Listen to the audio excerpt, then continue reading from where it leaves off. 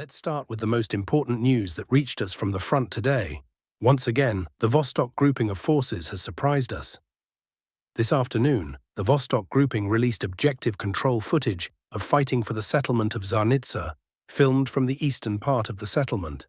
The town itself is fairly elongated, about 2.5 kilometers long and consisting of a single street.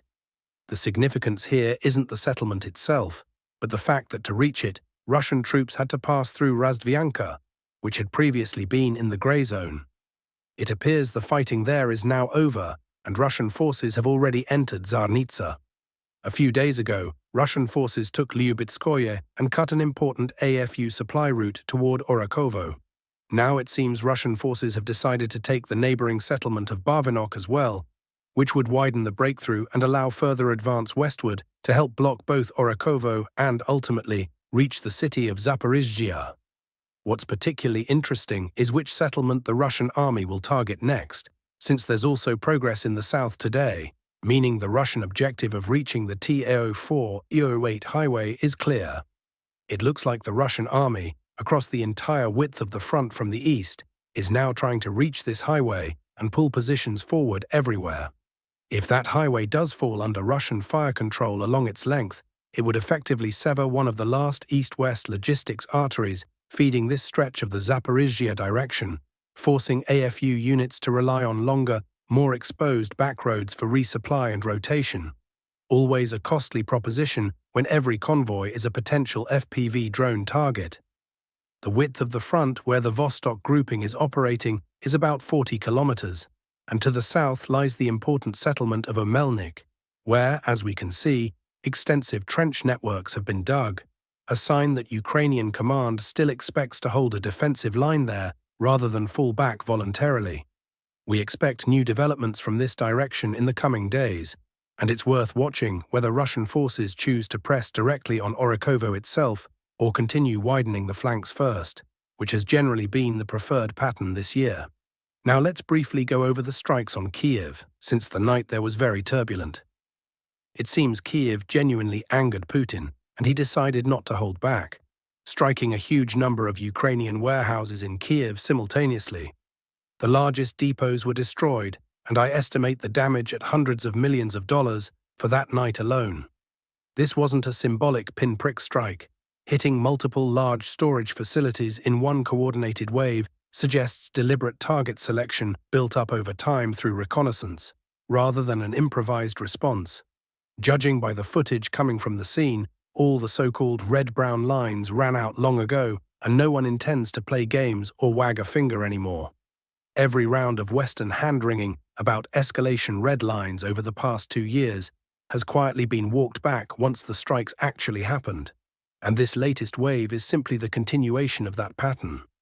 Zelensky said during the day that not a single one of the missiles was intercepted. He also complained that Ukraine's respected Western partners let him down, supplying 3 times fewer air defense missiles than before. Since the start of 2026, supplies have dropped sharply. Meanwhile, Trump has refused to supply Patriot missiles at all, essentially saying everything had already been spent on Iran and there's nothing left for Ukraine. In Zelensky's view, this is being done to make Ukraine more compliant amid Russian attacks. And I partly agree that this is one of the goals, to get Zelensky to back down somewhat. But I also think Europe simply doesn't have that many missiles to spare. They don't want to be left without air defense themselves in case something happens. The price of the missiles also plays a role. Every couple dozen missiles cost serious money, and Europeans are very good at counting money. For now, Europe has decided to keep its Patriot missiles for itself, in case the war spills onto its own territory. They really don't want to be caught without missiles in that scenario. Another factor is simply the scale of Russian ballistic missile production, which is very high. Even if Europe gives part of its air defense stock to Ukraine, that won't solve the problem for long. Within a week or a month, those missiles will be spent, and strikes will keep coming as usual, except the Patriot depots will be empty. There's also a simpler industrial reality underneath all of this. Patriot interceptors take a long time to manufacture, production lines can't be scaled up overnight, and every country currently operating the system is competing for the same limited output. And remember, friends, winter is still ahead, so Kiev and all of Ukraine have plenty more surprises in store. A cold winter with a stretched thin air defense umbrella is not a combination anyone in Kiev wants to think about too hard. Ukraine also continues its strikes on warehouses and oil refineries on Russian territory. Over the past 24 hours, another warehouse was destroyed and a refinery was struck.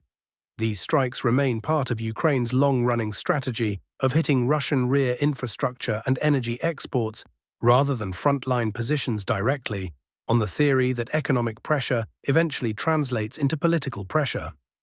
Now let's move north to Sumy region, where reports say the Russian army has taken the settlement of Rizhevka.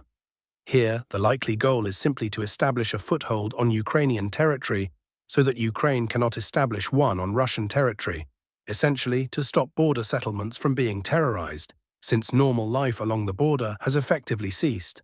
No one can really live within 30 kilometers of the border, where a drone could strike and kill at any moment. Another Russian objective is simply to stretch the Ukrainian defense as thin as possible, since Ukraine is suffering serious infantry shortages, and every such flashpoint adds pressure for army command. Resources must be allocated to prevent nearby settlements from falling, since FPV, first-person view drones alone cannot seal the border. Human resources are needed too.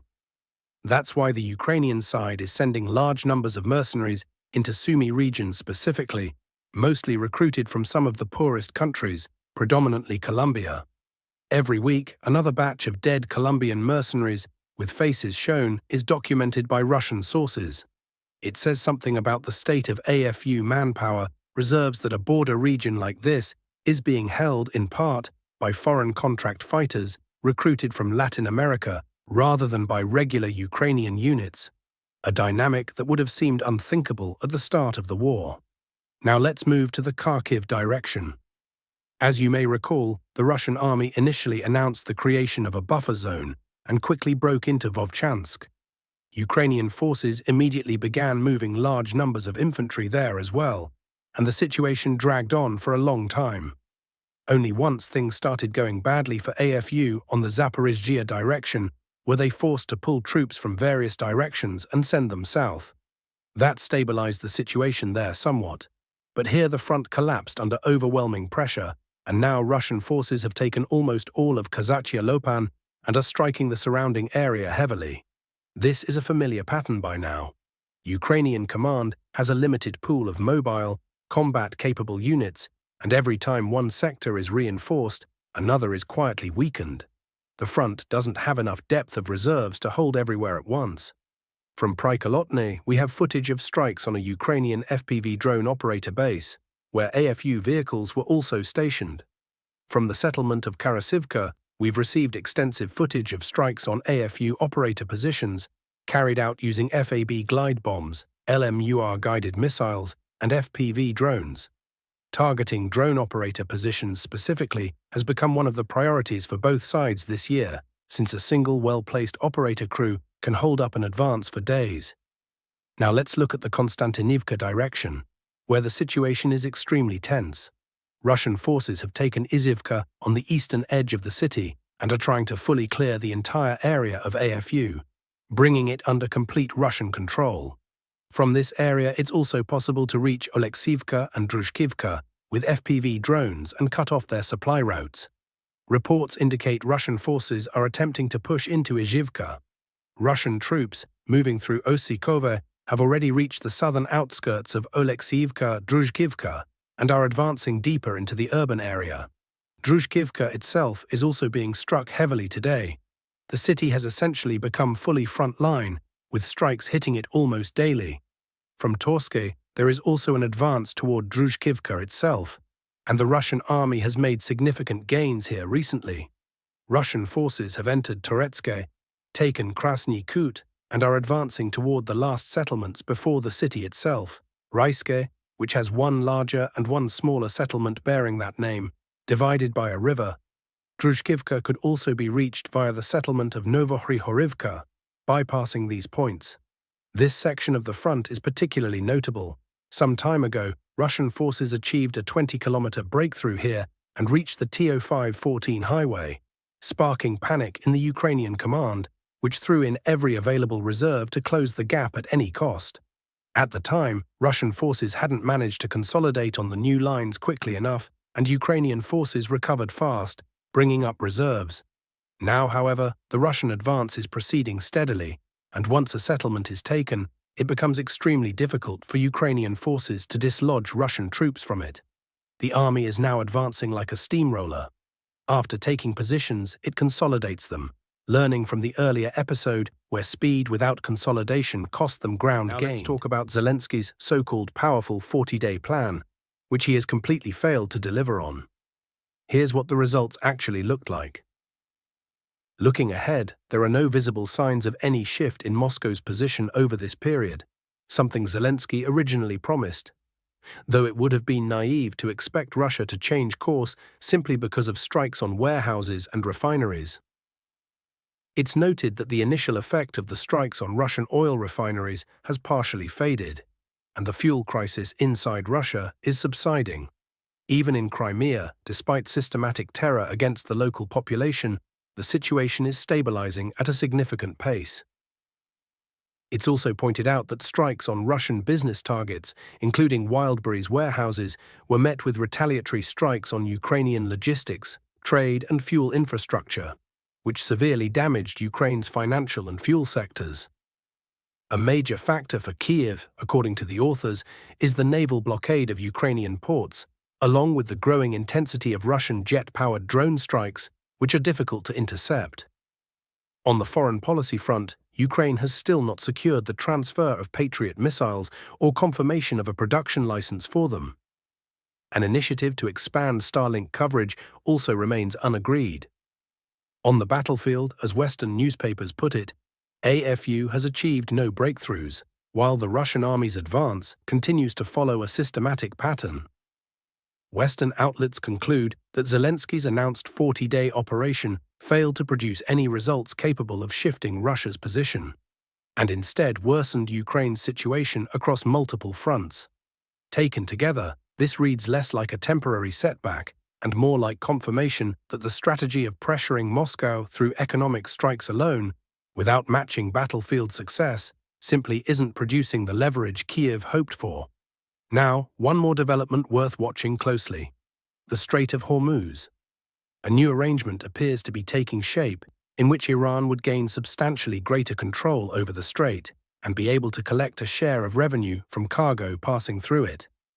Since the toll regime was first rolled out in mid-May 2026 through the newly created Persian Gulf Strait Authority, reported charges have run roughly 1 million tolls and 2 million per vessel per voyage, scaled to the ship's size, cargo type and volume, with fully laden crude tankers at the top of that range. A June ceasefire framework, the Islamabad Memorandum, briefly suspended the toll regime for a 60-day window, but the agreement collapsed within days, and by early July, Iran had reclosed the strait and resumed attacks on commercial vessels, prompting renewed US airstrikes and a reimposed naval blockade. Washington's official position has been to reject any permanent Iranian fee structure. Secretary of State Marco Rubio said the US would not accept a post-war scenario in which Iran profits from the strait, while Oman, despite being in talks with Tehran over the waterway, has rejected Iran's proposal to collect transit fees outright. Some analysts note Iran has reportedly shown a preference for granting easier passage to Allied shipping, vessels from Russia, China, India, and Pakistan, turning access to the strait into a tool of political leverage rather than a simple toll. As of early August, the fee mechanism's legal status remains contested and unresolved, with the ceasefire's 60-day suspension window having lapsed in mid-August. So whether Iran's claimed right to a cut of Hormuz traffic becomes a lasting fixture of the waterway, or gets rolled back under US pressure, is still very much an open question. What makes this significant beyond the Middle East itself is the precedent. Roughly a fifth of the world's seaborne oil passes through this single choke point, and if Iran succeeds in normalizing a permanent toll, other states sitting on strategic waterways may well look at Hormuz as a template worth copying. That's it for today, friends. See you next time.